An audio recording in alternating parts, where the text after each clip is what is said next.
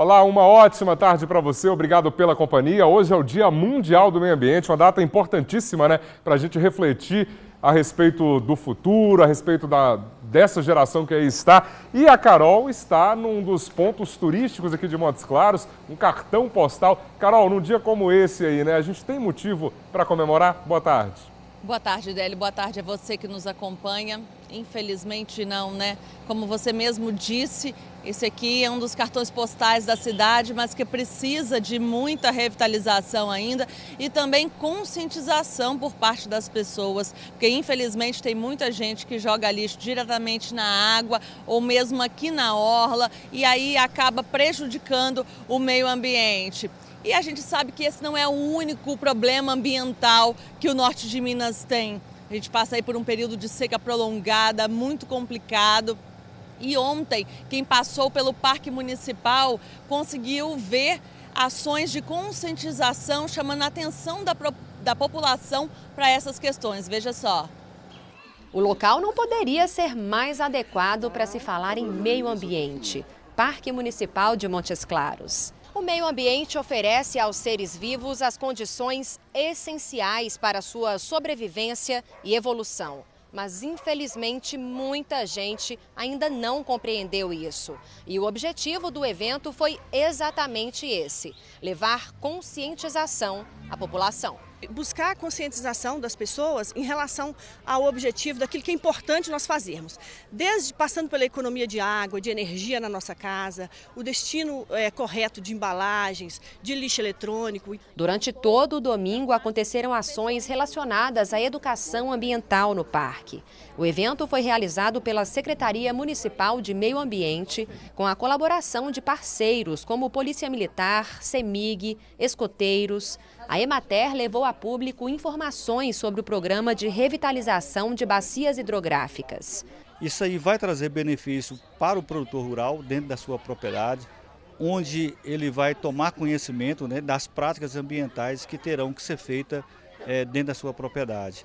Exemplo, as conservações de matas ciliares, a preservação do manancial ali existente. A Codevasf presenteou a população com mudas de diversas espécies de plantas. Que nós precisamos reflorestar, nós precisamos replantar. Com a crise hídrica dessa que nós estamos vivendo, nós só vamos conseguir ter a segurança hídrica, a segurança da água, fazendo ações de revitalização, e uma delas é o plantio de mudas de árvores nativas. Nós saímos dessa manhã para dar uma voltinha e tivemos a sorte de passar por aqui. Ganhei 2 mudas para plantar em frente à nossa casa e estou encantada com o evento. O evento ofereceu ainda workshops ambientais. Foram 13 oficinas temáticas sobre doenças, zoonoses, a atuação dos insetos na natureza e prevenção do meio ambiente. Os responsáveis foram os acadêmicos de Engenharia Florestal, Agronomia e Zootecnia da UFMG. O grupo do Mateus falou sobre a importância da prevenção contra a leishmaniose. Conscientizar para que haja essa prevenção no cuidado de às vezes, limpeza de quintal, no cuidar do animal, banho, levar o veterinário sempre e não deixar que no quintal ali se prolifere focos para que essa doença ela venha se alastrar e ocasionalmente venha ocorrer o sacrifício do animal. Aclindo gostou muito de saber mais sobre a doença, que segundo ele é pouco divulgada. As pessoas às vezes não têm esse tipo de informação, né? Achando que o mosquito ele só tem a sua proliferação através da água parada, né? E a leishmaniose, como ele mesmo me disse aqui, é através de restos de alimentos, né? De materiais orgânicos que ele se prolifera, né?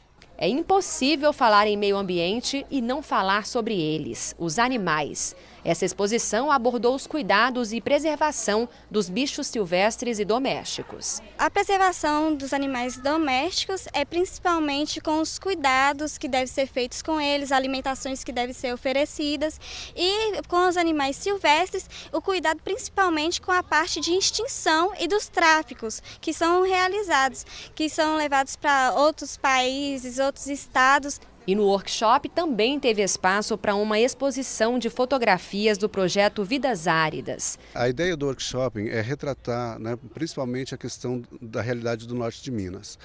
Hoje a gente vive uma situação com relação ao meio ambiente, pode-se dizer precária, principalmente com relação à questão hídrica. As fotos atraíram os olhos do seu Valdomiro. No meu tempo de criança, a gente via muito verde, muita água, muita chuva, né? E com o desmatamento, né? Caiu nessa situação que está aí. Eu acho que ainda há tempo para recuperar tudo isso aí. De fato, ainda há tempo, mas é preciso agir com muita rapidez. E a gente vai conversar agora com a promotora, a Luísa Beralda, que é a representante do Ministério Público na área de meio ambiente aqui em Montes Claros. Boa tarde, obrigada pela presença. Quais os crimes ambientais mais comuns que chegam até o Ministério Público? Bem, hoje nós temos um volume bastante expressivo de crimes de poluição, principalmente poluição sonora, poluição do solo também, nós temos bastante incidência, e crimes contra a fauna, né? Comércio ilegal de animais, apreensão ilegal de animais, além do desmatamento, claro, desmate de APP, intervenções em áreas de preservação permanente, etc. Agora, recentemente, a gente mostrou um trabalho muito bacana que o IEF e o IBAMA fazem para tentar recuperar esses animais que são vítimas de tráfico e a reinserção deles na natureza. Nesse caso, por que o norte de Minas ele é considerado um alvo tão importante dentro deste tráfico de animais silvestres no Brasil? Bem, aqui nós ainda temos áreas preservadas e refúgios de animais, então a fauna ainda é muito expressiva, a fauna silvestre. Há certamente um tráfico muito grande, um volume expressivo para o comércio ilícito em São Paulo, Rio de Janeiro, né, e estados do Sudeste.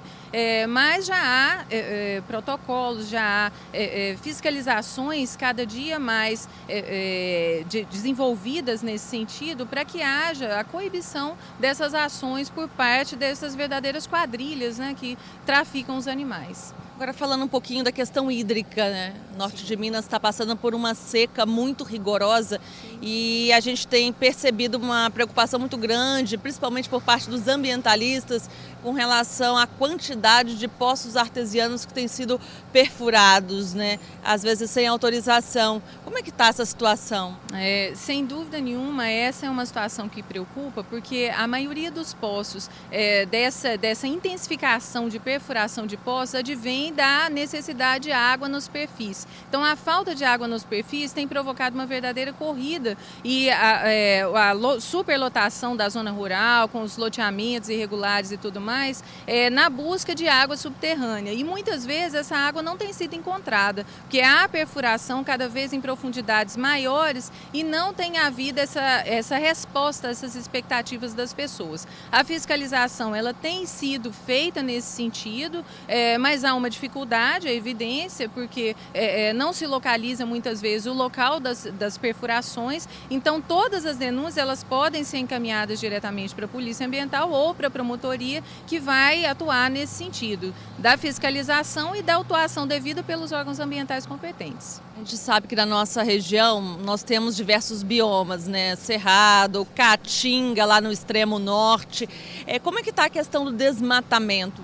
A questão do desmatamento, ela não tem sido verificado um avanço muito grande, porque há um número de florestas plantadas muito expressivo, que no passado foi diferente. Havia um desmatamento muito grande do cerrado para alimentar a indústria das siderúrgicas. A siderurgia, através do carvão de origem nativa, que acabou devastando em muito o cerrado no norte de Minas.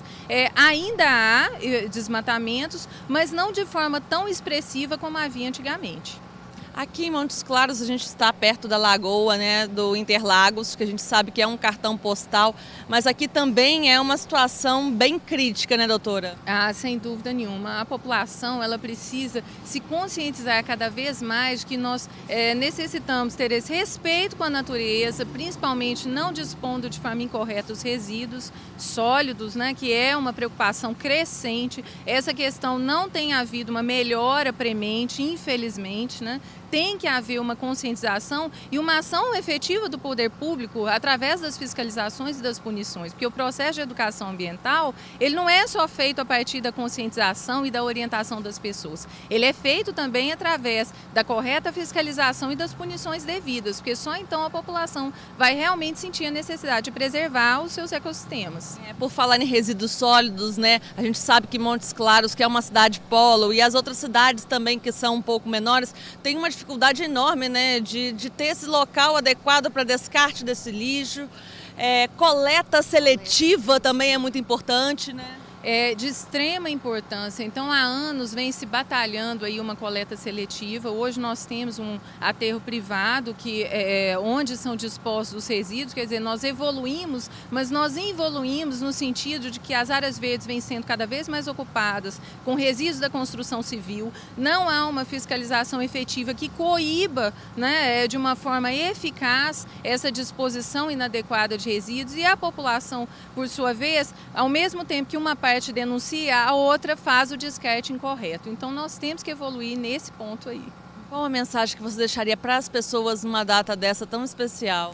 Que não só se conscientizem através da educação ambiental propriamente dita, mas principalmente tenham ações pró-meio ambiente. A natureza, ela precisa de todos nós, essa conscientização, as ações efetivas e as denúncias do que é incorreto. Doutora Luísa, muito obrigada pela sua presença aqui, uma boa tarde. Eu que agradeço, boa tarde a todos.